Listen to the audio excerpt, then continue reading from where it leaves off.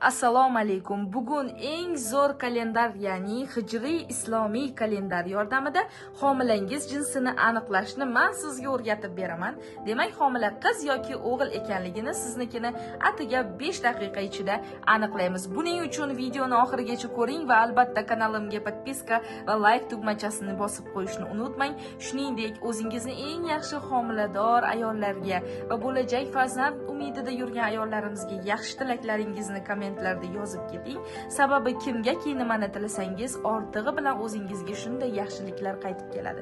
Demak, bugun homila jinsini aniqlashimiz uchun bizga otaning va onaning tug'ilgan yili, oyi va kuni kerak bo'ladi va shuningdek homiladorlik oyi.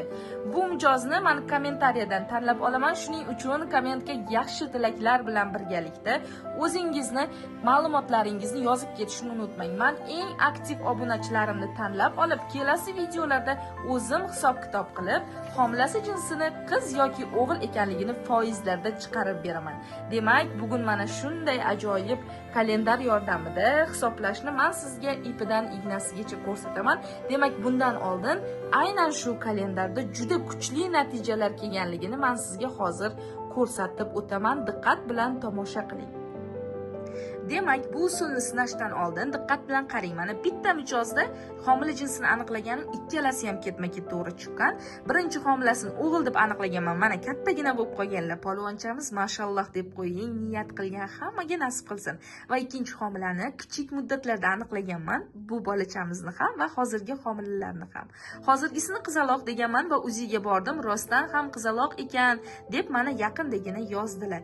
Ikkinchi farzandlarini ham xudo xohlasa mana 2023 da hisoblab bergansiz bu bolajonimni deb yozib qoldilar. Demak, ikkita natija bitta mijozda kelgan. Va mana yaqinda bitta mijozim homila jinsini menga aniqlatish uchun yozgan paytlarida aniqlab o'g'il chiqyapti deb yozganman katta foizlarda.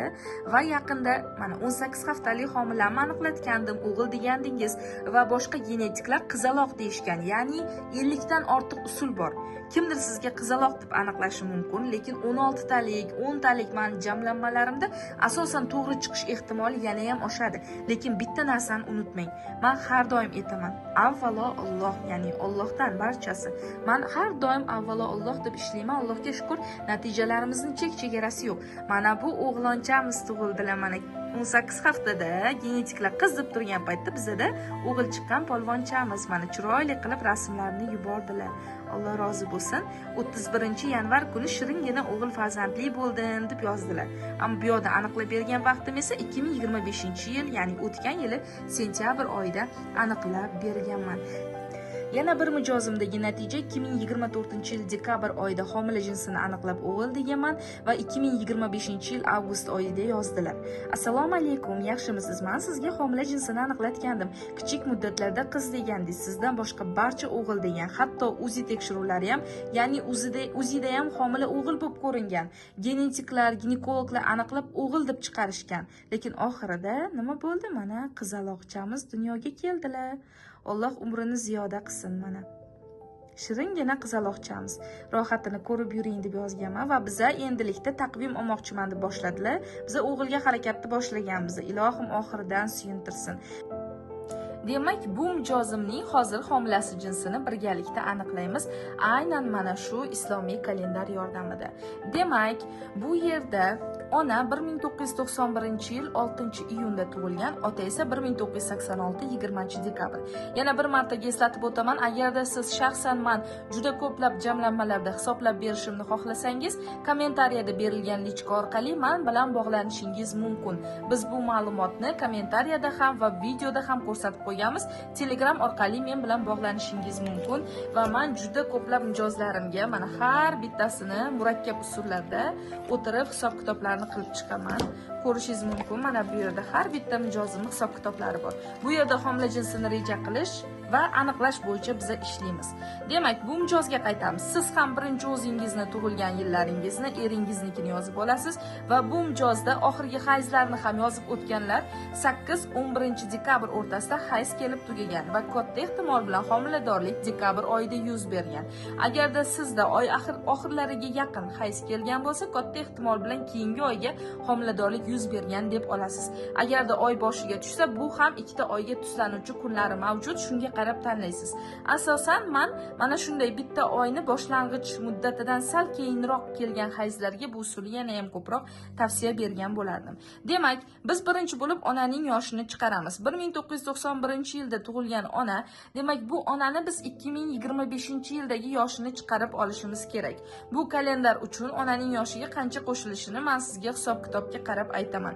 Demak, bu ona 2025-yilda necha yosh bo'ladi? O'zi aslida ona 34 yosh bo'ladi 2025-yilda va bu taqvimda 6-iyun, ya'ni 6-oyda ona tug'ilgan va mana shunday yosh hisobiga qarab 30 yoshdan tepada biza onaning yoshiga 9 oy qo'shamiz.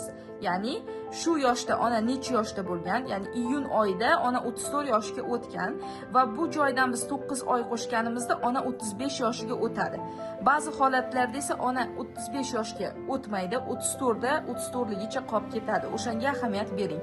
Demak, bu onaning hozirgi yoshi 35 yosh va homiladorlik yuz bergan oy esa dekabr oyi sifatida olindi. Endi taqvimga qaraymiz. 35 yoshni topamiz. Mana 35 yosh va olib borib, mana bu joydan tepadan tushgan 12 raqami bilan, ya'ni 12-oy dekabr oyi bilan birlashtiramiz. Bu yerda islomiy nomlari berilgan har bitta oyni 35 yosh va dekabr oyi birlashganda qiz belgisi, ya'ni qiz yozuvi turibdi. Katta ehtimol bilan bu mijozimizni, bu ayolni, demak, homiladorligi agar dekabr oyida yuz bergan bo'lsa, homila jinsi hijriy islomiy kalendar bo'yicha qizga deb chiqadi. Endi qon yangilanish metodikasini ham men sizga yana bitta usulni har doim ko'rsatganimni qo'shib hisoblab ketaman. Bu onani yoshini chiqarib oldik, onani 35 deb oldik.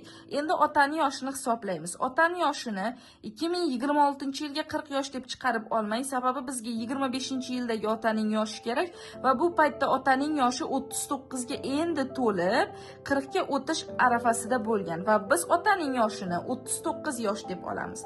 Onaning yoshi 35. Ya'ni 3 yilda bir qon yangilanishi hisobiga onaning mana bu qon yangilanish metodikasida 3 ga 2 nisbatda chiqadi. Ya'ni onaning qoni yangilanganiga 2 yil bo'lgan. Otaning qoni esa erkaklarning qoni 4 yilda bir yangilanish metodikasiga amal qilgan holatda 4 da, demak yangilanganiga 3 yil bo'lgan, 4-3 nisbatda chiqadi. Endi biza bu ikkalasini taqqoslaganimizda qaysi biri kichkina qoldiq qoladigan bo'lsa, ya'ni birinchi bo'lib 35 ni bo'lasiz 3 ga va chiqqan qoldiqni olib qolasiz. Bizda to'liq bo'lingan va qoldiqcha 2 qolib ketadi. 40 raqamida ham, 39 raqamida ham biz uni 4 ga bo'lganimizda butun sonlar, yonida butun son chiqadi va yonida qo'shimcha qoladigan qoldiq 3. Ya'ni bu joyda qarang 3 chiqyapti. 2, 3. Qaysi biriniki kichik bo'ladigan bo'lsa, o'sha yutadi. Otaniki aktiv emas, onaniki aktivroq. Ko'rib turibsizmi? Yana bitta usulda homilaning jinsi qiz chiqdi. Birinchi usul qizga tortyapti, ikkinchi usul qizga tortyapti. Endi agar bu ayol meni shaxsan o'zimga murojaat qilsa, men bundan tashqari 50 dan ortiq metod bilan ishlayman. Aytaylik 16 ta metodda ko'radigan bo'lsam, bu ayolning homilasining jinsini hali 2 tada qiz chiqdi. Lekin bu joyda ko'rganimda o'g'il chiqishi mumkin. Nimaga? Sababi bunga o'xshagan kalendarlarni qanchalik ko'pini va usullarni jamlab qiladigan bo'lsak, bizda katta ehtimol bilan yuqori aniqlik chiqadi. Hozircha 2 ta usulda men bularnikini ko'rsatib berdim, qizga chiqyapti. Davomini kelasi videolarda ko'rsataman. Agarda siz ham o'zingizni homilangiz jinsini erta muddatlarda qiz yoki o'g'il ekanligini bilishni istasangiz, mutaxassisga bemalol, ya'ni menga bog'lanib murojaat qilishingiz mumkin. Kommentariyadagi eng aktiv obunachimni homilasini jinsini esa men kelasi videoda aniqlab ko'rsatib beraman. E'tiboringiz uchun rahmat, salomat bo'ling.